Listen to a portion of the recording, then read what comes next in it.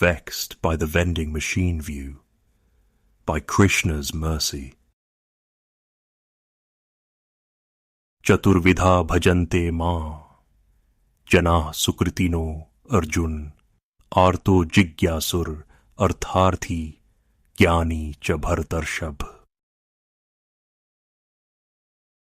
Quote, O best among the poets, Arjuna, 4 kinds of pious men render devotional service unto me, the distressed, the desirer of wealth, the inquisitive, and he who is searching for knowledge of the Absolute. Lord Krishna, Bhagavad-gita 7:16. Have you looked around recently? I mean, really looked, taking stock of the situation at hand. It is like my eyes are finally open. All these years I was moving along with everyone else, not too concerned. Now it seems that no one has their act together. If you find someone who wakes up on time every day, who cleans themselves, who eats meals on time, who goes outside, who is actually pleasant to be around, then it is like a miracle. You almost want to invite a documentary film crew to capture the proceedings. It could be the feature story of their next episode, the one person in this world who is actually sane. Otherwise, there is laziness, there is addiction, to drugs, to pain pills, to anxiety pills, to alcohol. There is sadness, despair, despondency, and hopelessness. In the midst of the dissension, the same people find time for envy. It reaches a boiling point where they consider harming someone they don't like. They could be triggered by something they heard. Someone looked at them the wrong way. They perceived a certain response as an insult, when there might actually be nuance and detail underneath the surface. This is all to say that your approach of attempting to bring light to the teachings of Bhagavad-gita is a waste of time. Sorry to burst your bubble. That is my opinion, at least. No one cares, man. No one has interest in what some bow warrior did 5,000 years ago. They have rejected God. The ones who have accepted will never step out of their comfort zone. They are fine with their dogmatic insistence, with following blindly and living in perpetual fear of punishment inflicted by some invisible and angry man beyond the clouds. The person from your book looks like a cloud. I don't say that in jest either. That is the literal description. The Sanskrit is Meghavarna. In all seriousness, do you get what I am saying?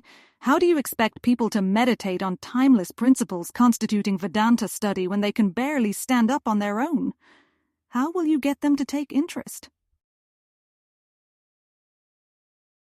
The barrier is that if such individuals do believe in God, they have the viewpoint of a vending machine, something to which they offer payment, something from which to extract a personal benefit. There is little interest with right and wrong. Who is to say what is right anymore? As long as you can get away with it, as long as you are enjoying, then you are surpassing the competition. As long as you are not lagging behind, you must be doing something right. Bhagavad-gita begins with the premise of searching for the right way to live. Arjuna's dilemma is over the risk of adharma. He does not want to kill others if that is the wrong thing to do. If succeeding in the day at the office, which happens to be on location at a battlefield, involves serious bodily injury, then Arjuna would rather sit things out. At the same time, he has a feeling that quitting is not the right move. He asks his friend, his cousin, his charioteer, and his great well-wisher named Krishna to settle the doubts. Arjuna was qualified for the discussion because of something missing. Envy. Arjuna was not jealous of Krishna. Arjuna did not view Krishna as a rival. The son of Devaki, the jewel of the Yadu dynasty, the maintainer of the people, Janardana, was not competition. From that standing alone, Arjuna could have his doubts settled in such an amazing way that countless others would simultaneously benefit in the future. This is provided they eventually had the same lack of envy. Shri Bhagwan Uvach, idam tu te guhyatamam, pravakshamya anasuyave, jnanam vijnana sahitam, yaj jatva mokshase shubhat. Quote, the Supreme Lord said, My dear Arjuna, because you are never envious of me, I shall impart to you this most secret wisdom, knowing which you shall be relieved of the miseries of material existence. Bhagavad-gita 9:1. But what about someone who is envious? What about someone who thinks of God as only an order supplier? What about someone who only wants to take without giving anything? Even such an individual can benefit from Bhagavad-gita, since they fall into one of the 4 categories of people who approach Krishna. If everyone we know is in distress, it means that they can take a step towards the only person who can account for both my short-term interests, svartha, and my long-term welfare, paramartha. The healing formula is the association itself. Arjuna had that association due to the many ways he was related to Krishna.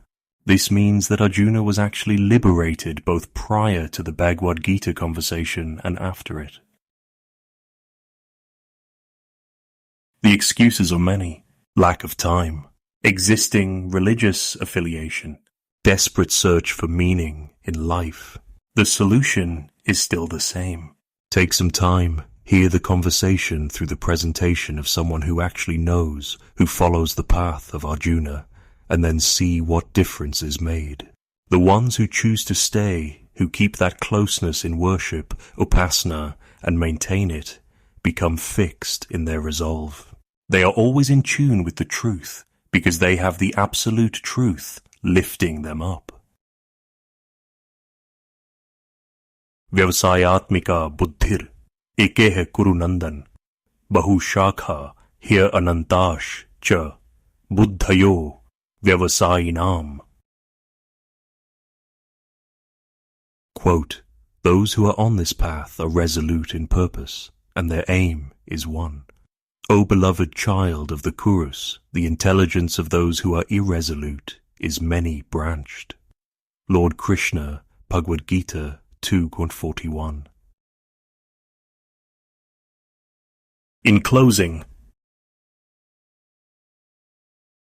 in sadness, misery, and despair, for religion not a care, what's some old book to do, when troubled and envious too? Even if full from desires shaking, something from conversation taking, that moving closer to charioteer who, benefiting Arjuna and everyone too.